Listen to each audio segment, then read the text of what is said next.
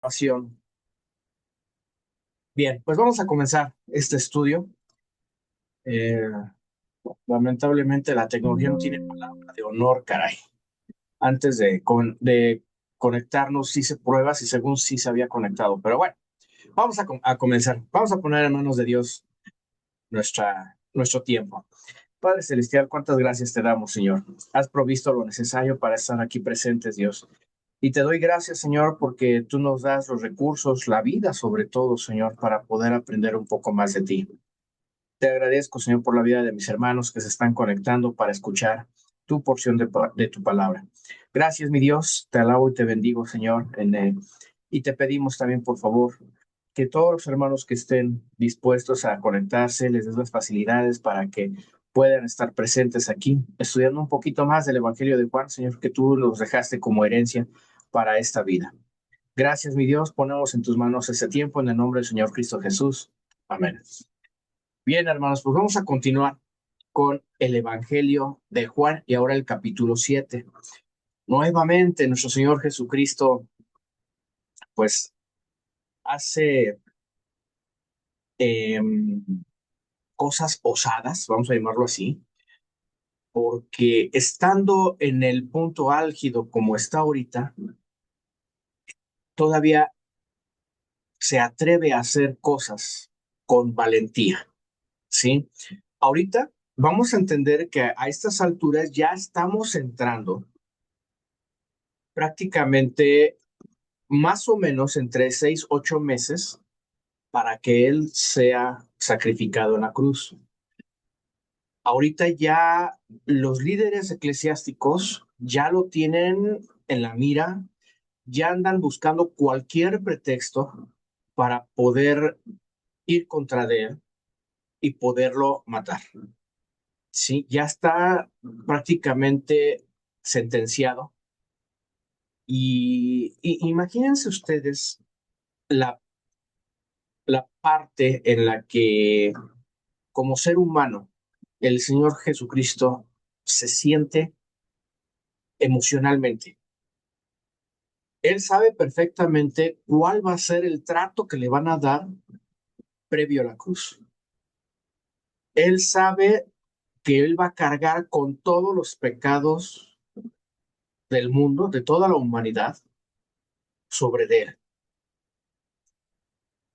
Tiene mucha responsabilidad sobre sus hombros, tiene un cúmulo de emociones y estoy hablando humanamente. Entonces, o sea, yo creo que no es para menos. Sí, ya, él ya sabe que está prácticamente a casi medio año, si no es que un poquito más o un poquito menos, de su sentencia de muerte. Y todo por enseñar la verdad. Y ahorita lo vamos a ver. Pero previo a esto, vamos a entender una situación. Los judíos tenían fiestas judías durante todo su año del calendario judío. Recordemos que el calendario judío y el calendario gregoriano, al que ahorita estamos regidos, no son iguales, ¿sí?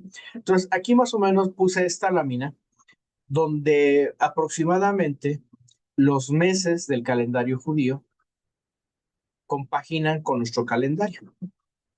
Bien, el capítulo 7 habla de que nuestro Señor iba a empezar a, a este capítulo previo a las fiestas de los tabernáculos o la fiesta de las cabañas, como lo conocían muchos también. Aquí en estas fiestas, cuando hablamos de fiestas, no se imaginen que, no, hombre, va a estar una banda y va a haber todo un alboroto y algarabía. No, no, no, no. La fiesta judía eran dedicadas, sí, era tiempos de gozo, sí, pero muy solemnes. Era para reunirse, para degustar alimentos juntos entre ellos. Sí, yo no dudo que a lo mejor pudiera haber algo de baile o música o algo así, pero básicamente era dar gracias a Dios por las cosechas del año. Sí, entonces, esto más o menos se festejaba entre octubre, noviembre, pues, las festividades de los tabernáculos. Y esta fiesta de los tabernáculos duraba 7 días. Tengan presente ese dato, la duración, porque lo vamos a ver, ¿sí? 7 días duraba la fiesta, ¿sale? Bien. Previo a esto, digo, no vamos a ver todo el calendario judío porque no es cosa de nunca acabar. Tal vez en algún momento lo vamos a ver en algún estudio, no les prometo mucho. Tal vez a lo mejor podríamos hacer algún estudio especial de esto, sí, porque son muchas fiestas y son interesantes, cada una tiene un propósito. Pero en este caso vamos a ver los tabernáculos, fiesta de las cabañas. Acuérdense que también es la fiesta de la Pascua, sí, pero la fiesta de las cabañas o el tabernáculo era donde se le daba gracias por la cosecha, por la abundancia de agua para la cosecha, porque se hacía el recordatorio de que de que Dios, cuando estaban los israelitas en el desierto, recuerdan que no les faltó alimento porque les mandaba el maná del cielo. Bueno, pues también nunca les faltó agua. Siempre tuvieron, en medio del desierto, en medio de la nada, siempre tuvieron alimento y tuvieron agua. Siempre Dios fue el proveedor de esas necesidades primarias del ser humano. ¿Sí? Bien. Todo esto fue instituido por los libros de Moisés. Así es, mi hermano. Así es, mi hermano. Así es, mi hermano José Alberto. Sí, exactamente. Cosa que también vamos a ver que Jesús menciona sobre la ley de Moisés. Pero efectivamente, fue Moisés quien llevó y dirigió al pueblo hacia el desierto y bueno, ahí Dios proveyó del agua. Y estas fiestas se tenían, en agradecimiento a Dios, se tenían que efectuar. ¿Sí? Bien, vamos a empezar con el capítulo 7. Después de estas cosas, andaba Jesús en Galilea, pues no quería andar en Permítame un segundo. Perdón, que quería nada más corroborar una situación. Adelante. Judea porque los judíos procuraban matarle. Estaba cerca la fiesta de los judíos, la de los tabernáculos, y le dijeron sus hermanos: sal de aquí y vete a Judea para que también tus discípulos vean las obras que haces. Porque ninguno que procura darse a conocer hace algo en secreto. Si estas cosas haces, manifiéstate al mundo, porque ni aún sus hermanos creían en él. Bien, aquí nos menciona en el versículo 1 que Jesús estaba en Galilea. Ya más o menos ubicamos dónde estaba Galilea. Sí, bien.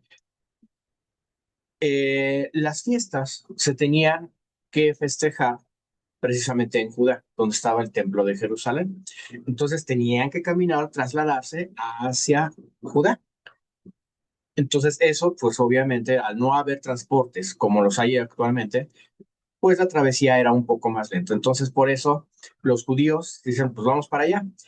Pero dice aquí que Jesús no quería andar en Judea porque ya había intenciones de matarlo.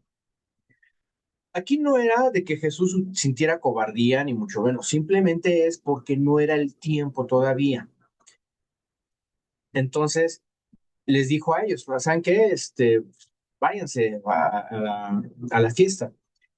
Pero los hermanos dijeron, no, mejor vente, sal de aquí, vamos a Judea y haz las obras, casi, casi para que te hagas famoso. Sí, porque ellos querían hacer de Jesús su show, las señales.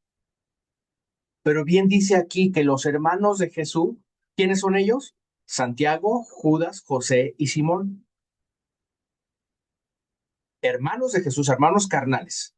Sus hermanos querían que mejor se fuera a otro lugar para hacer sus obras, pero no lo hacían con el fin de que enseñara, sino que hiciera su show, vamos a llamarlo así. ¿Sí? Entonces, esto refleja cómo a veces la gente de nuestro alrededor tiene una influencia sobre nosotros, quiere tener una influencia sobre nosotros, alterando los planes de Dios. ¿Sí? Y, por ejemplo, recién que estuve aquí congregándome en la iglesia PIB, hermanos que me conocen me dicen, ¿y vas a estar en el grupo de alabanza? Le digo, no. saben que la música me apasiona y quiero estar, me gusta mucho la música, etcétera, pero yo no quiero estar en alabanza. Ya Dios me dirá en qué voy a estar. Y bueno, Dios me puso aquí a enseñar y eso me llena bastante, me gusta mucho. Sí. Entonces, hay veces en que nosotros, en nuestro afán de querer demostrar nuestros talentos, alteramos los planes. A lo mejor hay hermanos, lo reconozco, que han subido ahí al escenario, al púlpito, a cantar alabanzas y lo hacen perfectamente bien. Entonces, a mí me llena más estar enseñando que estar en la música. Entonces, cuando a veces había personas que me decían que yo mejor me dedicara a la alabanza. No, eso a mí no me satisface ahorita, en este momento. Dios dirá, servir en alabanza. Entonces, a lo mejor existen a nuestro alrededor gente que nos quieren inducir para hacer lo que ellos creen que uno debe de hacer, pero uno, pues, sometiéndolo a una oración, tiene que obedecer el plan de Dios, ¿sí? Ahora, aquí, en el versículo 5 hay algo bien importante. Dice, porque ni aún sus hermanos creían en él. O sea, tenían al Jesús para hacer obras, para hacer señales, para presumirlo, vamos, pero no hacían caso de sus enseñanzas. ¿Y qué es lo que salva? ¿Las obras o las enseñanzas? Vamos a llamarlo así. Pues todo el mundo sabemos que nuestro Señor Jesucristo resucitó a Lázaro de entre los muertos. Y eso es una obra, eso es una señal. Y en su momento fue algo espectacular, si me dejan usar la palabra. Fue algo inédito. ¿Pero qué creen? Que Lázaro ya murió. No está aquí en este momento para contarnos cómo le fue. Él volvió a morir. ¿Por qué? Porque así lo exige nuestra carne aquí en la tierra. Lo que salva es la palabra de Dios, la enseñanza de Jesús. Y dice aquí que ni aún sus hermanos creían en él. En Marcos, en el Evangelio de Marcos decían que creían que estaba loco, incluso su propio hermano Jesús. ¿Sí? Entonces, aquí volvemos a lo mismo. Cualquier parecido con nuestra situación actual es mera coincidencia. ¿Cuántas veces nos han dicho que por seguir a Jesús estamos mal? Estás loco, ¿cómo vas a hacer eso? ¿Cómo vas a hacer aquello? ¿Cómo vas a creer en esto? Si al mismo Jesús lo catalogaron así, ni su propia familia creía así, pues con mucha razón, a nosotros tampoco. Vamos a ver qué más sigue. Entonces Jesús les dijo, mi tiempo aún no ha llegado, mas vuestro tiempo siempre está presto. No puede el mundo aborreceros a vosotros, mas a mí me aborrece, porque yo testifico de él, que sus obras son malas. Subid vosotros a la fiesta. Yo no subo todavía a esa fiesta, porque mi tiempo aún no se ha cumplido. Y habiéndoles dicho esto, se quedó en Galilea. Aquí Jesucristo fue muy enfático. Mi tiempo aún no ha llegado. Si él se hubiera ido a Judea, tal vez su visita hubiera hecho conmoción, hubiera hecho conflicto y a lo mejor hubiera acelerado su sentencia de muerte. Pero él tiene su tiempo. Él dice, aún mi tiempo no ha llegado, más vuestro tiempo siempre está puesto. O sea, no por mí, deténganse, ustedes sigan, adelante. Ahora, algo bien importante aquí en el versículo 7 dice, no puede el mundo aborreceros a vosotros, mas a mí me aborrece porque yo testifico de él que sus obras son malas. Ustedes no se han preguntado por qué a Mahoma, ¿quién más? Otro pensador, no, se me fue otro profeta que tienen ahí en el Oriente. No lo tienen así como que en el paredón, ¿sí? En cambio, Alguien que dice, soy cristiano, sigo a Cristo, allí está muy señalado. Jesucristo es el más señalado, el más aborrecido, si no es que el único aborrecido. ¿Por qué? Porque ninguno de esos pensadores ha hecho o ha testificado las obras malas de la humanidad. Nadie se ha atrevido a decir, hey, tú estás mal, porque eso está incorrecto. La homosexualidad está mal, el aborto está mal. O sea, todo este tipo de cosas, hasta la humanidad lo ve normal. Y como lo ven normal, pues tienen una venda en los ojos. Sin embargo, Jesucristo viene y le dice, hey, no, tú, el que estás dedicándote al vicio, eso es malo. Tú, el que te estás dedicando a la inmoralidad, eso es malo. Tú, el que te estás dedicando, eso es malo, eso es malo, eso es malo, eso es malo. ¿Y qué dicen los demás? Ay, hombre, eso es normal aquí entre nosotros. Y por eso es aborrecido. Y por eso, como Jesús puso énfasis en las obras malas, fue aborrecido. Por eso se hace aquí la pregunta. ¿Quién de los grandes personajes de la historia testifica las obras malas de este mundo? Nadie. Por eso no son aborrecidos. Sí, recuerdo que una ocasión cuando estaba yo trabajando allá por Juanacatlán, hay un restaurante de comida hindú, no sé si todavía exista, muy rico, por cierto, la comida es muy rica, pero la gente ahí tenían su restaurantito y a un ladito, no sé si sea la forma correcta, tenían su mezquita, no sé si se llama así, su mezquita o su templo o capilla, no sé, donde hacían oración o se hacían meditaciones o lo que hacían. E invitaban a los comensales a pasar por si querían agradecer por los alimentos para poder degustar. Y había gente que, pues sí, pasaba, ¿no? Y se les hacía templos. Gracias, hermana, templos. Este, y se les hacía normal, pues vamos a pasar, vamos a orar, le vamos a dar gracias al dios hindú, y se les hacía normal. Pero de repente llega un Jesús y dice, no, a Dios tienes que adorar con todo tu corazón, con toda tu mente, no te hagas ídolos. El Padre y yo somos uno. A Dios tienes que adorar porque eres único. O sea, si por eso es que la gente aborrece a Jesús, porque él se atrevía a decir, estás mal, todo eso está mal. Sí. Entonces, como ninguno de los personajes que históricamente conocemos, porque son buenos filósofos, nos han dejado enseñanzas buenas, no los aborrecen. Pero a nuestro Señor Jesucristo y sus seguidores, pues sí nos aborrecen.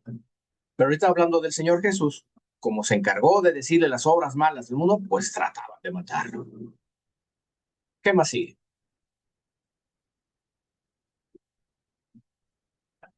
Pero después que sus hermanos habían subido, entonces él también subió a la fiesta, no abiertamente sino como en secreto. Y le buscaban los judíos en la fiesta y decían, ¿dónde está aquel?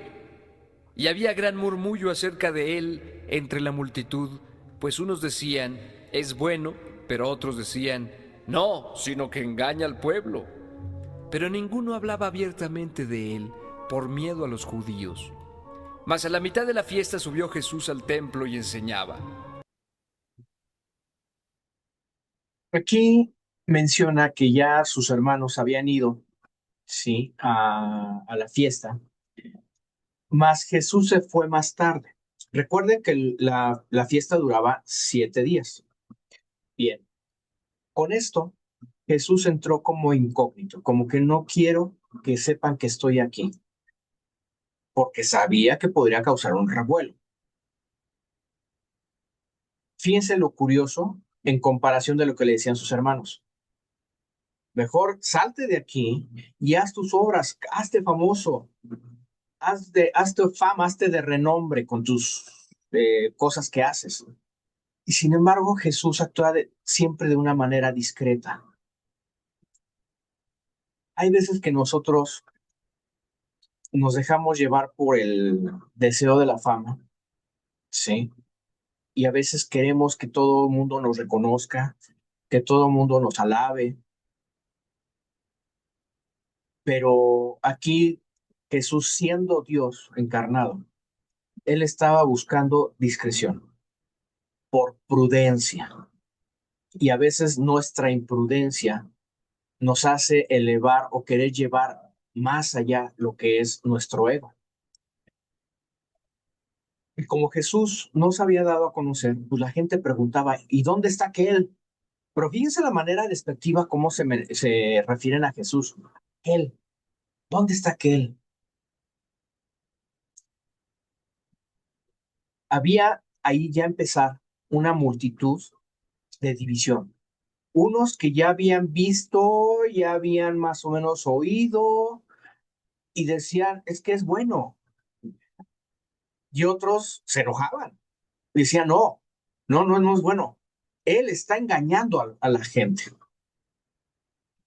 Era tanta la división que ninguno se atrevía a hablar abiertamente, porque si no entre ellos podía haber también trifulca. ¿Sí? Ahora, cuando dice aquí por miedo a los judíos, se refiere a las autoridades eclesiásticas de aquel entonces, en este caso los escribas y los fariseos, porque eran capaces de, a ver, tú dices que Jesús es bueno, es el profeta, es el Mesías, a ver, no, vente para acá, quedas expulsado de, ya no eres judío, ya no puedes entrar a las sinagogas, ya no tienes el favor de Dios por mandato de los fariseos. Entonces tenían miedo de que también tuvieran represalias las autoridades, ¿sí? Entonces, aquí se ve muy claramente cómo los fariseos, que eran los líderes religiosos, hacían distinción de personas. Y todo porque se atrevían, tal vez, bueno, no tal vez, se atrevían a ir en contra de las enseñanzas de los fariseos. Porque los fariseos decían que era Jesús un mentiroso. Ahorita todo lo que estamos hablando es una, este, ¿cómo le podríamos decir? Coloquialmente hablando, vamos a decirlo así, es una embarradita pequeña de lo que es el tema del fin de los tiempos, del apocalipsis, ¿sí?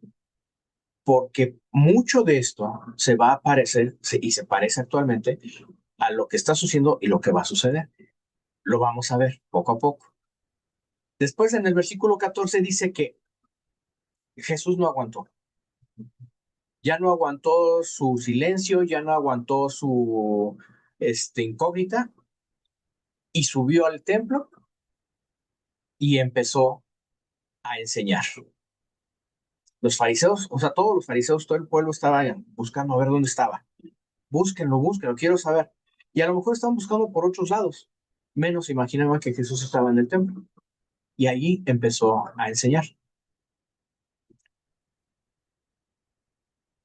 Y se maravillaban los judíos diciendo, ¿cómo sabe este letra sin haber estudiado?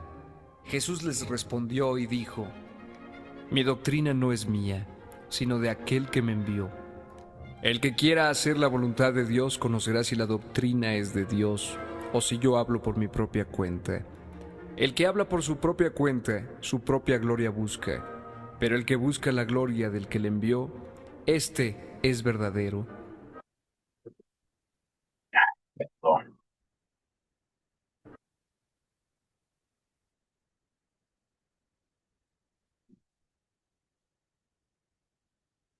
Y se maravillaban los judíos diciendo, ¿cómo sabe este letra sin haber estudiado? Jesús les respondió y dijo, mi doctrina no es mía, sino de aquel que me envió. El que quiera hacer la voluntad de Dios conocerá si la doctrina es de Dios o si yo hablo por mi propia cuenta.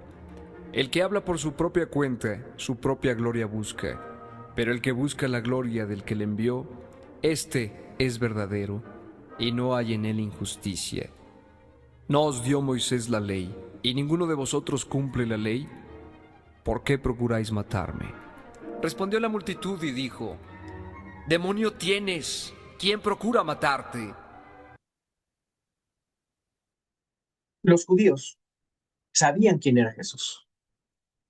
Era un hijo de un carpintero. El oficio de carpintero era muy socorrido por la comunidad, por la cultura. Sin embargo, no era los carpinteros no eran personas muy letradas, sí no tenían estudios prácticamente al nivel de los líderes religiosos. Y obviamente al no tener conocimientos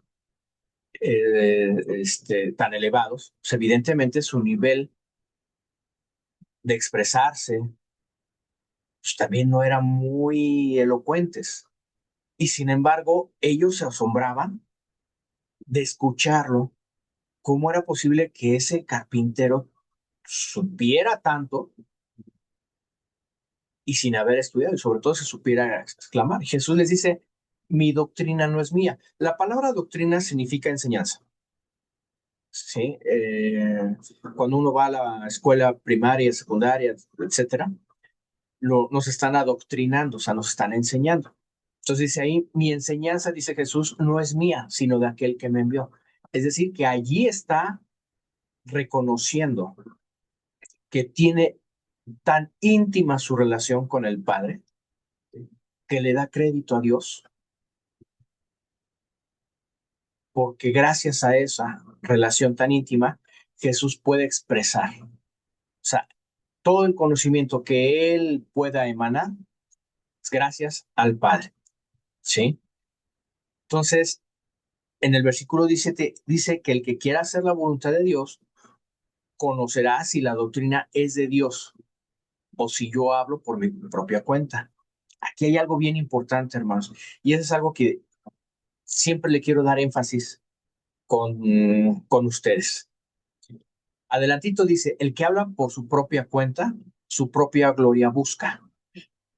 Aunado con el versículo 17, mis hermanos, hay muchos, no quiero hablar mal, pero pues son falsos profetas. Hay muchos pseudocristianos que se hacen fama porque ocupan el púlpito para entretener a la gente, para dar su propia gloria, ¿sí? Para no enseñar Biblia, sino enseñan sus propias doctrinas, sus propias enseñanzas. Hay señores que se autoproclaman apóstoles y dicen y presumen que ellos tienen la cobertura apostólica.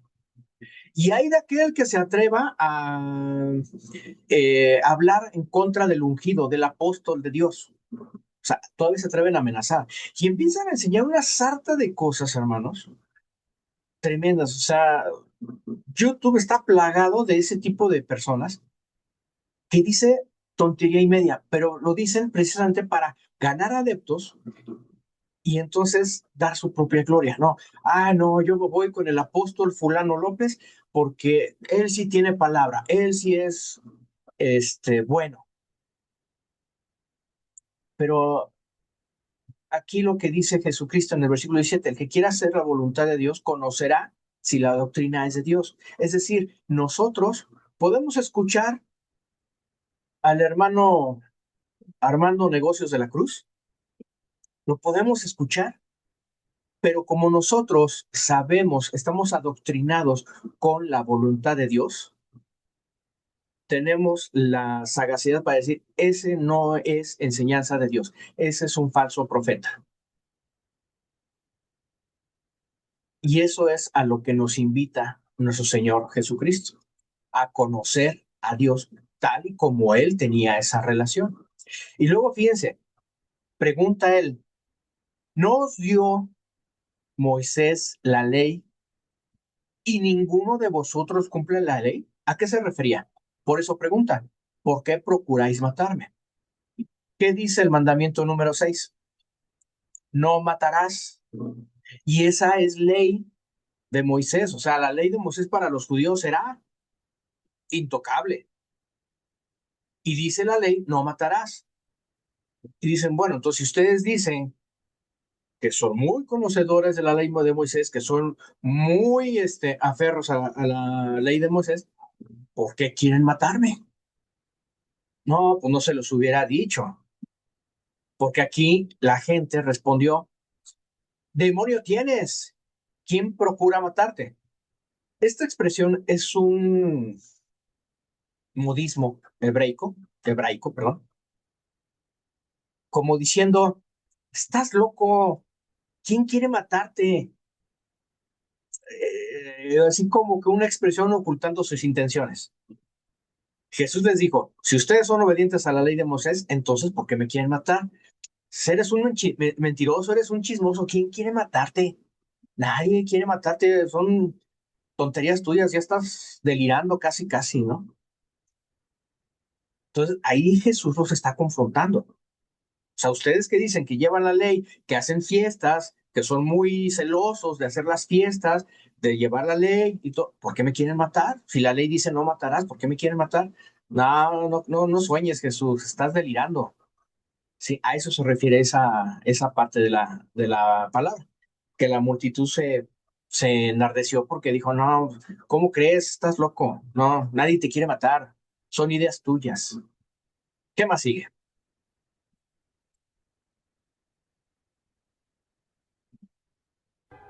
Jesús respondió y les dijo, una obra hice y todos os maravilláis. Por cierto, Moisés os dio la circuncisión, no porque sea de Moisés, sino de los padres. Y en el día de reposo circuncidáis al hombre. Si recibe el hombre la circuncisión en el día de reposo, para que la ley de Moisés no sea quebrantada, ¿os enojáis conmigo porque en el día de reposo sané completamente a un hombre? No juzguéis según las apariencias, sino juzgad con justo juicio. ¿Se acuerdan que Jesucristo sanó a un paralítico en Bethesda? Y para colmo de males, lo salva, lo sana en el día de descanso. Para eso los fariseos le daban más crédito a la falta por haber sanado en un día de descanso que la obra misma. Ustedes saben que para que un paralítico pueda nuevamente caminar, para algunos es prácticamente imposible porque el daño es muy, muy fuerte en su cuerpo, que pues no, ni con rehabilitación ni nada lo pueden. Y hay veces en que sí se puede, pero tienen que pasar mucho tiempo mediante terapias, rehabilitaciones, y ahí va poco a poco, y hay personitas que logran hacerlo hasta después de un largo tiempo. Bien, Jesucristo no usó terapias, no usó cirugías, no usó medicamento, no usó ungüentos. Lo único que le dijo es, levántate, toma tu cama y anda. Pero lo hizo en sábado. Entonces, acuérdese que allí los fariseos, ¿cómo es posible que te hayas atrevido a sanar en sábado si es día de reposo? Hizo allí una comparativa a Jesús. A ver, ustedes me critican porque yo sané a una persona en sábado. A ver, un comentario de nuestro hermano José Alberto. Como cristianos, está mal realizar un viaje por el templo de la India y visitar lugares o templos, obviamente sin la intención de participar en ceremonias rituales. No, mi hermano, no tiene nada de malo. Ustedes pueden entrar incluso a la catedral aquí del Zócalo de la Ciudad de México, porque indiscutiblemente allí hay arte, ¿sí? Y hay personas que están estudiando arquitectura o tal vez están estudiando artes plásticas o están estudiando, no sé, o simplemente porque les gusta conocer arte. Y lo que se da a cada quien, sí, y espero no me tomen a mal el comentario, hermanos. La arquitectura de la catedral, por mencionar un ejemplo, entre tantos, las pinturas que existen ahí, todas las esculturas que tienen allí, todo, es arte, o sea, se le da su crédito como forma artesanal, nada más. Exacto, hay mucha arquitectura como en distintos templos del mundo, exacto. Si uno se pregunta cómo lo habrán hecho para hacer o llegar allá o hacer esto otro si no tenían las herramientas que ahora tenemos, nada más. Pero el hecho de que usted entre y empieza ya a hacer adoración, ahí es donde sí está mal. No está mal que uno visite ciertos lugares donde exista cosas ajenas a nuestras creencias, pero simplemente uno va pasando como, como cualquier museo, ¿sí? Pero hasta ahí nada más, ¿sí? Uno reconoce la sabiduría de Dios que dio al hombre para poder conocer ese tipo de infraestructura. Bien, hermano, gracias por tu pregunta, brother. Entonces, estábamos con que Jesús les dice, a ver, ustedes me critican, ¿sí? Me quieren matar, me quieren apedrear porque yo sané en sábado. Pero a ver, vamos a poner un ejemplo. Ustedes saben de la circuncisión y ya lo puso estipulado Moisés por escrito. Sí, por eso dice, Moisés os dio la circuncisión. Sin embargo, Moisés no fue el que la instituyó, simplemente le dio continuidad. El que instituyó la circuncisión para los hebreos fue Abraham. Abraham vivió mucho antes que Moisés, mucho antes. Si no mal recuerdo, por ahí de medio siglo antes. Sí. Entonces, Abraham fue el primer circuncidado. Y de allí, todos sus familia, sus criados, todos los que estaban bajo la cobertura de Abraham, todos los varones tenían que ser circuncidados. Y posteriormente, a los 8 días después de haber nacido cada infante, tenía que circuncidarse. Bien, aquí Cristo les pregunta, a ver, señores, conocedores de la ley. La ley dice que efectivamente dice que se tiene que descansar en Shabbat. Ok. Pero también la ley dice que a los 8 días tienen que circuncidar al bebé. Y si el día de circuncisión cae en Shabbat, ¿no le van a hacer la circuncisión por respetar al Shabbat? Tienen que circuncidarlo.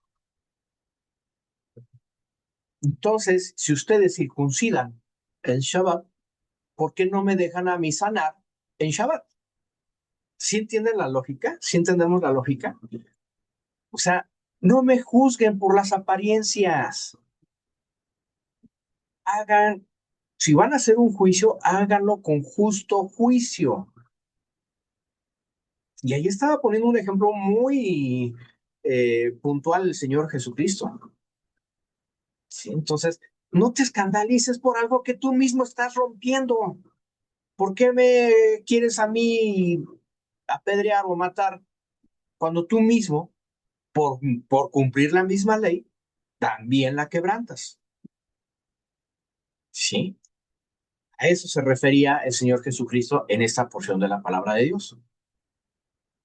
¿Hasta aquí dudas? ¿Alguna pregunta? ¿Todo bien? ¿Sí? Bueno, quiero pensar que vamos bien. Bien, vamos a continuar.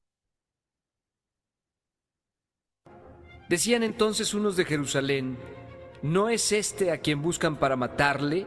Pues mirad, habla públicamente y no le dice nada. ¿Habrán reconocido en verdad los gobernantes que este es el Cristo? Pero este sabemos de dónde es, mas cuando venga el Cristo nadie sabrá de dónde sea. Jesús entonces, enseñando en el templo, alzó la voz y dijo, a mí me conocéis y sabéis de dónde soy. Y no he venido de mí mismo, pero el que me envió es verdadero, a quien vosotros no conocéis. Pero yo le conozco, porque de él procedo y él me envió. Entonces procuraban prenderle, pero ninguno le echó mano porque aún no había llegado su hora. Y muchos de la multitud creyeron en él y decían: ¿el Cristo cuando venga hará más señales que las que éste hace?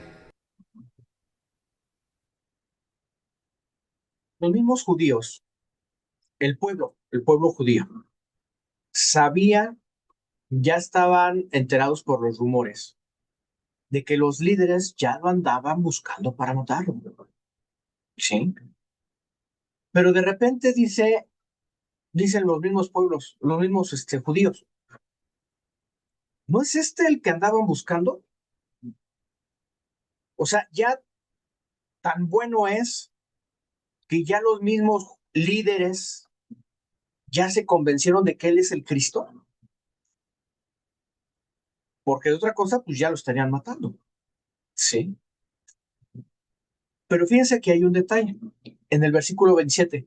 Pero sabemos de dónde es, mas cuando venga el Cristo, nadie sabrá de dónde sea. Fíjense bien la ignorancia de la gente. Había de todo tipo. Había gente que sí conocía, había gente que no conocía, había gente seguidora nada más que no conoce, pero pues si lo dice el hermano Aarón, sí ha de ser, pues me voy con él, ¿sí? Había de todo como lo hay actualmente. Y yo me atrevo a decir a esta gente que esta gente era ignorante, porque fíjense lo que dice Miqueas 5:2. Pero tú, Belén Efrata, Miqueas es uno de los profetas menores, ¿sí? ¿Se acuerdan que lo vimos cuando vimos los libros de la Biblia? Era de los profetas menores. Y más o menos vivió alrededor de 450 años antes de Cristo.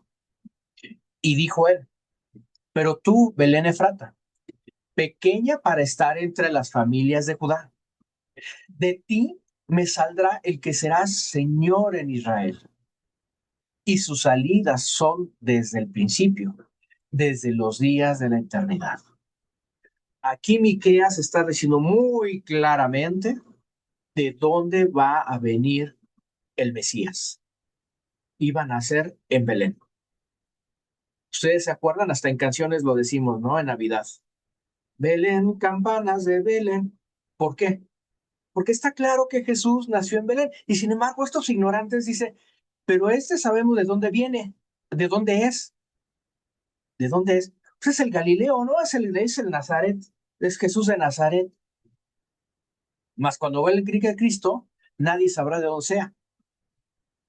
H, la Biblia perfectamente dice que va a venir de Belén, o sea, no sabían. Y por eso Jesús dice, a mí me conocéis y sabéis de dónde soy. Y no he venido de mí mismo, pero el que me envió es verdadero, a quien vosotros no conocéis. O sea,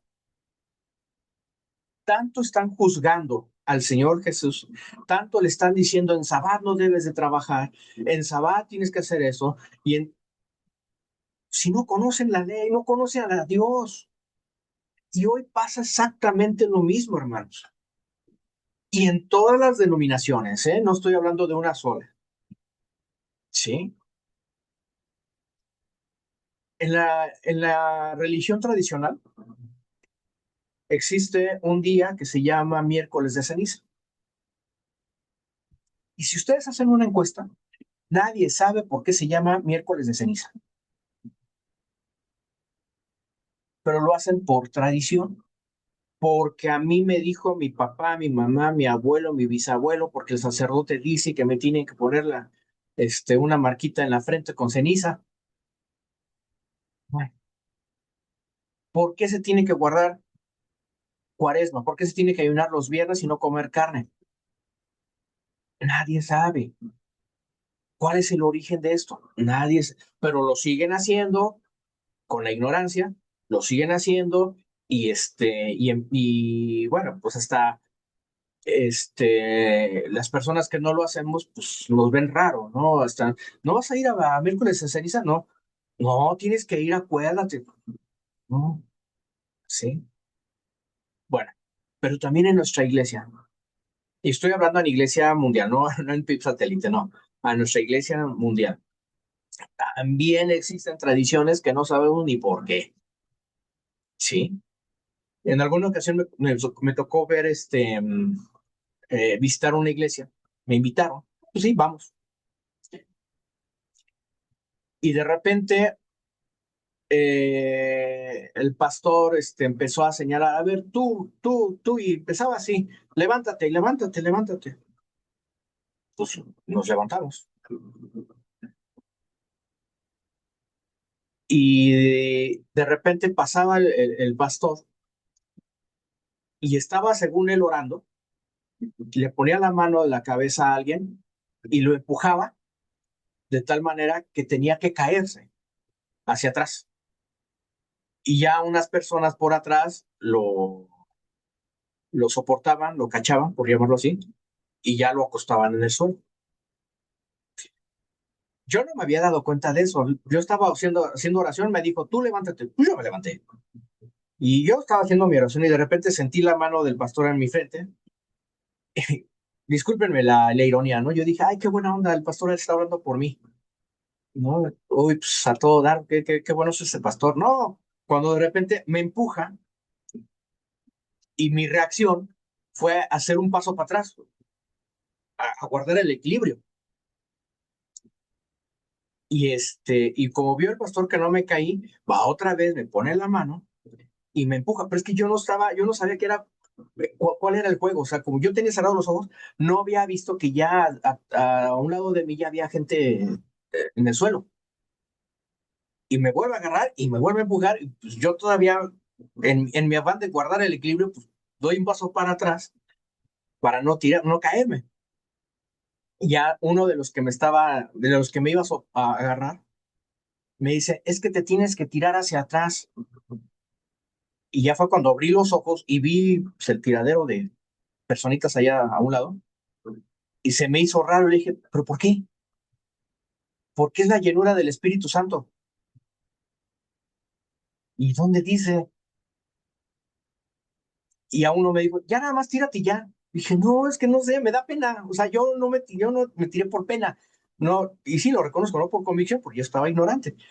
Yo no me caí por pena. O sea, no, yo no, mejor que se tiren otros, yo no. Sí. Bueno, ya cuando terminó y todo, yo le pregunté a una persona, al que me invitó, ¿por qué se tiran? ¿Por qué se caen? Ah, porque es la llenura del Espíritu Santo. ¿Y así se caían los apóstoles antes? Bueno, no sé, pero pues es que el pastor así nos dijo que de esa manera recibíamos el Espíritu, y cuando el pastor nos hace decir porque de esa manera es casi casi el ungimiento, la herencia del pastor del Espíritu hacia ti, y por eso es la fuerza con la que te tira. Yo en ese entonces, yo estaba muy verde todavía, no conocía mucho, pero se me hizo muy incrédula el argumento que me dijo, ¿no? Bueno, ya después, preguntando y investigando y todo, pues ya me di cuenta que esa es una falsa doctrina, ¿sí? Pero a veces nosotros seguimos solapando tradiciones. Y eso es a lo que se refiere aquí nuestro Señor Jesucristo, ¿no? Que conocemos porque nos han dicho, pero nosotros no, o sea, sabemos más bien, sabemos, pero no conocemos realmente cuál es el proceder, cuál es el conocimiento, cuál es la verdadera, la sana doctrina, ¿sí? Entonces, de ahí viene que por eso todavía los líderes religiosos querían justiciar al Señor Jesucristo, porque no se ajustaba a las tradiciones, ¿sí? Y ya nada más por acabar mi anécdota que, que tuve aquí con esta personita en este templo, fue que pues sí, yo me sentía incómodo, yo sentía que la gente me miraba mal, o sea, no sé si fue una sugestión mía o realmente la gente me mira así como que, pobrecito, no recibió al Espíritu Santo. Pero no, es que no es por allí. El conocer está ya plasmado en la palabra de Dios y por ahí tenemos que tenerlo como autoridad. Ni la tradición, ni la palabra del hombre, ni la del pastor, ni nadie. Solamente Dios, la palabra, el conocimiento que Dios nos da, es lo que nos debe de regir. Continuamos. Los fariseos oyeron a la gente que murmuraba de él estas cosas, y los principales sacerdotes y los fariseos enviaron alguaciles para que le prendiesen. Entonces Jesús dijo: Todavía un poco de tiempo estaré con vosotros, e iré al que me envió. Me buscaréis y no me hallaréis, y a donde yo estaré, vosotros no podréis venir. Entonces los judíos dijeron entre sí: ¿A dónde se irá este, que no le hallemos? ¿Se irá a los dispersos entre los griegos y enseñará a los griegos? ¿Qué significa esto que dijo: Me buscaréis y no me hallaréis, y a donde yo estaré vosotros no podréis venir? Fíjense lo que es el poder de la palabra de Jesús. Dice que los fariseos oyeron que ya la gente estaba murmurando, se estaba dividiendo, y entonces los principales sacerdotes y los fariseos enviaron alguaciles para que lo capturaran. Entonces, aquí lo, Jesucristo les dijo, todavía un poco de tiempo estaré con vosotros e iré al que me envió, me buscaréis y no me hallaréis, y a donde yo estaré, vosotros no podréis venir. Y entonces ahí los judíos empezaron a hacer preguntas. ¿Qué tanto está hablando este? De plano está delirando. O sea, ya es tanta información, ya es tanto su soberbia, ya es tanto que ya no sabe ni lo que dice, está totalmente delirando. A nosotros nos pasa lo mismo, mis hermanos. Cuando nosotros hablamos de la palabra de Dios y cuando decimos cosas que están escritas en la Biblia, estamos convencidos de que así son, la gente nos toma por locos. Sí, como que no, estás mal, Aaron. Esa es tu interpretación, pero no, jamás pudo ver, ¿a poco tú crees que si Dios es bueno, va a ser un infierno? Si Dios es amor, si es todo amor, ¿para qué hace un infierno? ¿Tú crees que en su amor, que todo ese, va a mandar gente hasta a sufrir? No es congruente con lo que dices. Y así no lo menciona. Fíjense lo que dice primero a los Corintios 2:14. Dice, pero el hombre natural no percibe las cosas que son del Espíritu de Dios, porque para él son locura. Eso son palabras del apóstol Pablo. Y no las puede entender porque se han de discernir espiritualmente.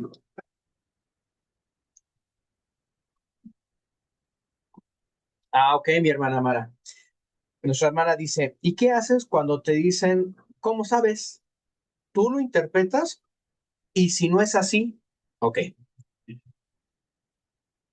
Usted puede decir, hermana, cuando le dicen, es que pues, es lo que tú dices, es lo que tú entiendes, es lo que... Pero ¿y si no es así? Ok, ahí el argumento que usted puede usar es, bueno, yo tengo un punto a favor. Yo por lo menos me meto a estudiar esto y veo, comparo, pero tú no lo has hecho. Entonces yo te invito a que también lo hagas para que tengamos un punto de partida. ¿Sí? Es decir, si yo quiero hablar, vamos a poner, aquí tengo a mi hermano José Alberto, él es médico. Ahí también tenemos aquí a una odontóloga, ¿eh? Si yo quiero hablar de medicina y no sé medicina, yo no me puedo poner al tú por tú con el hermano José Alberto. Si el hermano José Alberto me dice, es que acaban de hacer un medicamento que ya va a curar el cáncer de la noche a la mañana si te tomas dos pastillitas y todo, a lo mejor en mi ignorancia se me hace, no es cierto, ¿cómo crees? pero yo no puedo asegurar si realmente sí es cierto o no, porque no soy médico, ¿sí? Yo me dejo llevar por lo que me dicen los demás, o sea, no, el cáncer es incurable, o sea, y a lo mejor por esa vía yo me puedo dejar llevar. Pero el hermano que es estudioso, que es competente, que está tome y tome cursos, que está actualizándose y me dice, ya hay algo, y yo aferrado en que no es cierto, entonces ahí el hermano me dice, mira, Aarón, cuando estudies medicina, cuando hagas tu maestría, cuando hagas este diplomado, platicamos, pero mientras, pues no. Entonces mi hermana Mara, no sé si me doy a entender con el ejemplo, no discuta ese tipo de cuestiones, de que tú cómo sabes, ¿a poco ya sabes más que nosotros? Y si no es cierto, ¿quién te va a decir si sí o si no? Ese tipo de discusiones es donde dice la palabra, es que la Biblia no se discuta, ¿no? ¿Sí? Donde mejor, bueno, sí, tienes razón, quédate tú con tu conocimiento. Cuando ya te intereses en aprender, entonces ahora sí platicamos porque ya estamos hablando el mismo idioma. Y como dice, sí, hermano, y como dice aquí el apóstol Pablo, las personas que todavía tienen su forma de ser natural, acuérdense que por naturaleza somos pecadores. Los que no han nacido de nuevo no tienen al espíritu y por tanto no pueden entender las cosas espirituales. No tienen esa capacidad, ¿sí? Entonces, es ahí lo que se refiere aquí esta porción de la palabra. Jesús les está hablando en un sentido espiritual. Si a donde yo voy, ustedes no van a poder venir. Y los estudiantes, ay, a ver, espérate, ¿cómo que no? ¿A poco te vas a ir con los griegos? Si ellos son la perversidad andando, ¿cómo crees, no? O sea, no les da para... ¿Por qué? Porque no tenían al Espíritu en su vida, o sea, no conocían a Dios. Entonces, pues, era inútil platicar con ellos. Y si se dan cuenta ahí, Jesús no les debatió, no les dijo, miren, a ver, pedazos, les voy a decir esto. No, Jesús dijo, guardo silencio, no tengo nada que discutir con ustedes, ni me van a entender, ni me quieren entender, mejor así le paramos. Y hasta ahí se corta esa conversación, ya, se paró, ¿sí? Esa escena se corta y vamos a pasar a la siguiente. Esto ya fue en el último día de la fiesta. ¿Cuántos días dura la fiesta? 7 días. Bueno, en el séptimo día, fíjense bien lo que hizo nuestro Señor Jesucristo. En el último y gran día de la fiesta, Jesús se puso en pie y alzó la voz diciendo: Si alguno tiene sed, venga a mí y beba. El que cree en mí, como dice la Escritura, de su interior correrán ríos de agua viva. Esto dijo del Espíritu que habían de recibir los que creyesen en él, pues aún no había venido el Espíritu Santo, porque Jesús no había sido aún glorificado.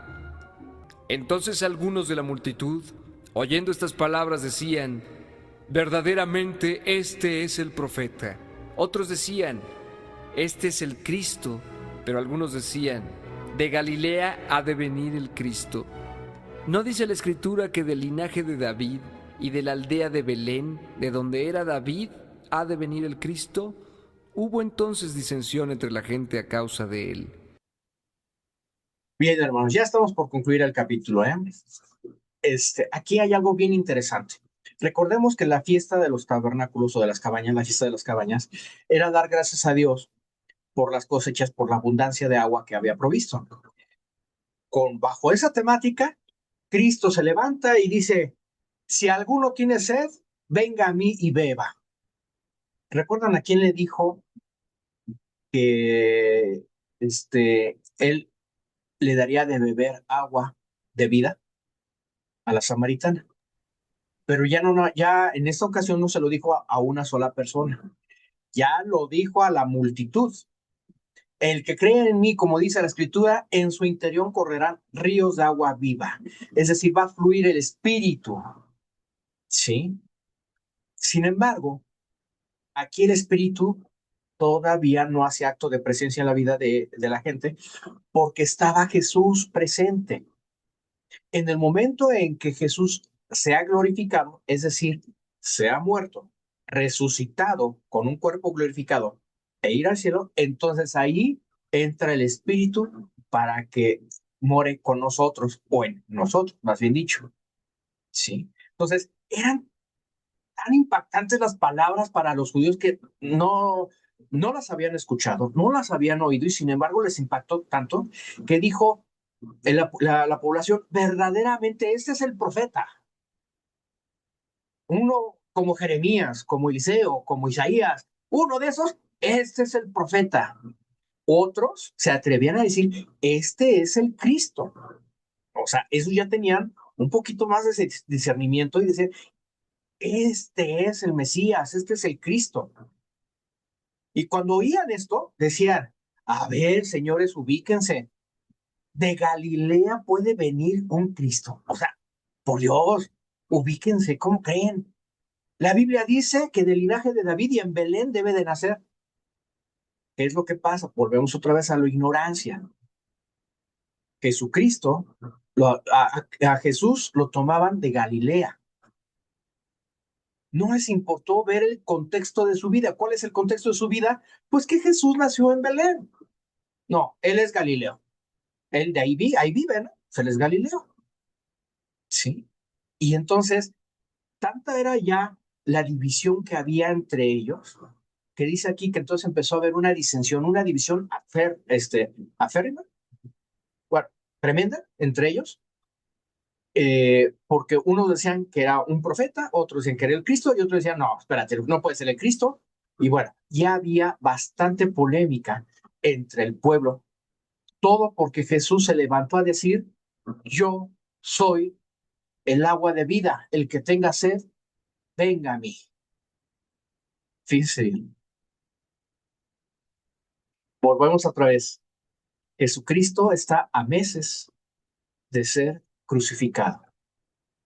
Tal vez nosotros, a lo mejor hasta yo mismo, si yo estuviera ya sentenciado a muerte o algo así, pensaría dos veces lo que voy a decir, sí, porque pues de eso corre mi vida. Sin embargo, Jesucristo, con toda la característica divina que le emanaba, sabía que tenía que decirlo en el momento y en el tiempo justo, a meses de su muerte.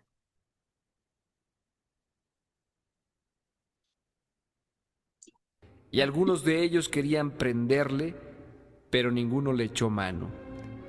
Los alguaciles vinieron a los principales sacerdotes y a los fariseos, y estos les dijeron, ¿por qué no le habéis traído? Los alguaciles respondieron, jamás hombre alguno ha hablado como este hombre.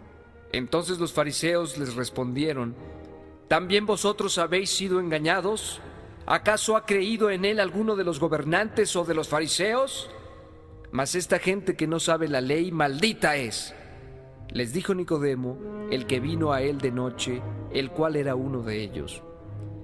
¿Juzga acaso nuestra ley a un hombre si primero no le oye y sabe lo que ha hecho? Respondieron y le dijeron, ¿eres tú también Galileo? Escudriña y ve que de Galilea nunca se ha levantado profeta. Bien, la última porción de este capítulo dice, y algunos de ellos querían prenderle, pero ninguno le echó mano. Como nadie se atrevió, recuerden que en la porción pasada, anterior, los líderes mandaron alguaciles para que lo aprendieran. Pero de repente llegan los alguaciles sin Jesús. Y digo, ¿por qué no lo trajeron? ¿Por qué no lo aprendieron? Fíjense lo que los alguaciles dijeron. Jamás hombre alguno ha hablado como este hombre. No les dijeron, jamás en este mundo no ha hecho obras poderosas como este hombre. O sea, los alguaciles este, ay, se convencieron por lo que Jesús habló, por el conocimiento que dio Jesús. No hubo necesidad de milagros. Por el puro conocimiento es que los alguaciles se quedaron impactados y convencidos de quién era Jesús. Entonces los fariseos le dicen, ustedes también han sido engañados. Recuerdo que una traducción decía, ustedes han sido hechizados, ¿sí? O sea, como que Jesús les lavó el cerebro, como que los convenció, les hizo un arte de magia para nublarle el pensamiento. Y todavía los fariseos dicen, ¿acaso ha creído en él alguno de los gobernantes o los fariseos? O sea, casi casi los alguaciles. ¿Tú crees que alguno de nosotros le vamos a creer a este individuo? Y para colmo de males, la gente de la que viven, de la que abusan, les dice, toda esta gente que no sabe la ley o que no sabe Biblia, es maldita. Qué fuertes palabras de coraje, de rabia emitieron estos señores. Sí, la gente, ahorita, por ejemplo, yo no puedo, nadie de nosotros puede maldecir a la gente que no conoce a nuestro Señor Jesucristo como lo estamos conociendo ahorita. Yo no puedo decir, echar una maldición a una persona que no conoce Biblia. No, porque no es su culpa. ¿Sí? Es culpa de los líderes que atrofian el conocimiento de esas personas. Pero por ahí salió Nicodemo. ¿Se acuerdan de Nicodemo? En el capítulo 3 lo vimos. Nicodemo fue el que se sentó con Jesús a hablar y le dijo, de cierto te digo, que si no nacéis nuevamente, no entrarás al reino de los cielos, del nuevo nacimiento. Nicodemo les dijo, y bueno, Nicodemo para los líderes, para los fariseos, era una persona que pesaba. Era un líder que si él hablaba, todo el mundo se callaba. Y él estaba convencido de quién era Jesús. Vamos a recordarlo. Y entonces él les dijo, ¿juzga acaso nuestra ley a un hombre si primero no le oye y sabe lo que ha hecho? Nicodemo sabía Biblia. Y aquí estaba aplicando lo que dice Deuteronomio 1:17. Deuteronomio es parte del Pentateuco de la Torá. Dice, no hagáis distinción de persona en el juicio. Así al pequeño como al grande oiréis. No tendréis temor de ninguno, porque el juicio es de Dios y a causa que os fuere difícil, la traeréis a mí y yo la oiré. Esto se encuentra en Deuteronomio 1:17. Entonces, allí Nicodemo, conocedor de la ley, estaba aplicando la palabra. No hagamos un juicio sin haber primero escuchar al hombre, ¿sí? Y todavía los líderes estos, de una manera sarcástica, le dijeron, ya te está convenciendo, ya te estás convirtiendo en Galileo también. Escudriña y ve y ve que de Galilea nunca ha levantado un profeta. Y efectivamente, de Galilea no había salido ningún profeta. Ni Jeremías, ni Isaías, ni Malaquías, ni Oseas, ni ningún profeta. ¿Por qué había ser de decepción ahí? Pero ya se lo dijeron en una forma sarcástica a Nicodemo. Pero Nicodemo estaba defendiendo palabra de Dios y estaba citando palabra de Dios. O sea, ya un conocedor, ya no era la gente maldita por ignorancia, ya era Nicodemo, estudioso de la Biblia, que estaba defendiendo la postura de decir, vamos a dar el beneficio de escucharlo, vamos a escucharlo. Pero ¿qué pasa?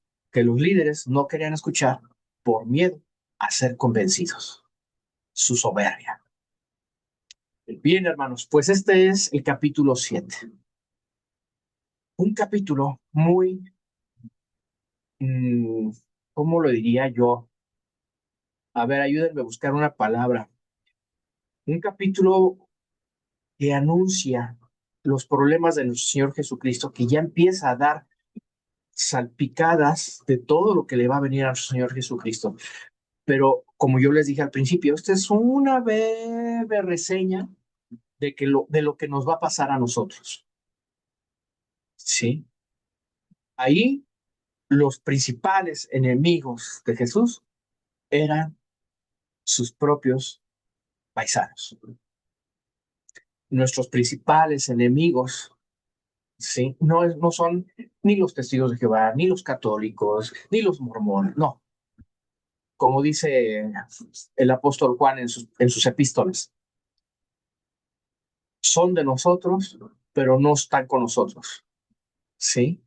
O sea, es decir, que lo que vamos a conocer en escatología, los mismos, nuestros mismos hermanos en Cristo, vamos a tener o nos van a difamar o nos van a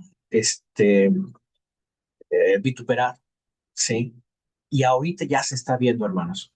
Todos esos falsos profetas que están allí estafando a la gente con dinero para decirle, de apórtele $5 más y voy a orar por usted para su sanación. Dele otra aportación más y voy a hacer un milagrito, voy a pedir que Dios haga un milagro en su vida. Esos también difaman a los que estudiamos Biblia. Ya rápido, nada más para terminar. Les voy a contar un pequeño detalle que vi en un YouTube. Hay un pastor ahí que se atreve a decir, todos sabemos que el pastor John MacArthur acaba de fallecer hace un par de semanas, si no es que 3 semanas más o menos. Yo considero al pastor, sí, que era un hombre estudioso de la Biblia, sabía bastante de Biblia. Y dentro de lo poco que yo sé, considero que el hermano tenía una sana doctrina. Pero se le ocurrió decir que él no está de acuerdo en que hay iglesias, pastores, que rayan en ridiculeces en los templos. Sí, y sí es cierto, hermanos. O sea, hay personas, como lo vimos que cuando vimos la clase del Espíritu Santo, como un pseudo pastor resucitó a una persona allí y se grabó en video y todo.